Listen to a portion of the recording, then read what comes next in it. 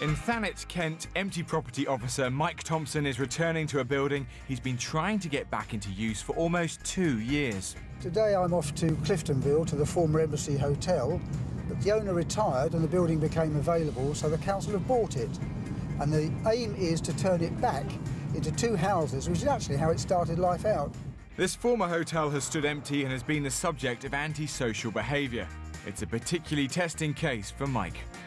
I came here yesterday, as it happens, just to do an inspection prior to meeting Cheryl, the planner, here today. And as I got out of the car, the smell of gas hit you. It was absolutely incredible. How the whole street hadn't gone up, I just don't know. So it was a right case of rushing round, getting the emergency services in. We had the gas capped off and had to ventilate the entire property. If anybody had struck a match in this street, I shudder to think what would have happened. Yet another implication of leaving a property empty and unattended for a long time.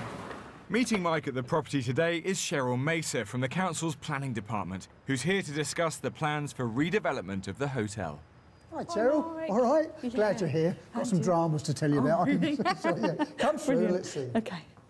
It's a bit of a mess, isn't it, really? It is. It's something that obviously needs to be sorted out pretty quickly, really, I'd say. Mike wants to check the schedule of works for converting the hotel back into 2 family homes. I did have some concerns in the first place because you were proposing quite a large sort of dormer window, which I thought might cause overlooking. Right. But since then, the plans have been amended. It involves the loss of a large extension at the back, which is a bit of an eyesore, really, and does cause a sense of enclosure to neighbouring properties. So that's excellent, and it basically restores the back and creates a new single-storey extension, which looks really quite good, to be honest. The creation of 2 family houses and the loss of lots of bedsits is obviously quite brilliant for the area as well.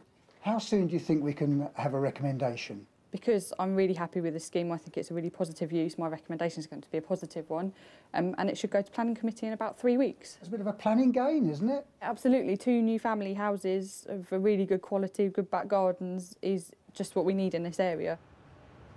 At the rear of the building is a large extension, which will be demolished, allowing the creation of gardens for the 2 new homes. It's a bit of an eyesore, isn't it? To say the least, really. Cheryl was very positive about planning consent being forthcoming, so I can see that within 3 months from now we'll have contractors in here working on turning this into 2 beautiful family houses with gardens.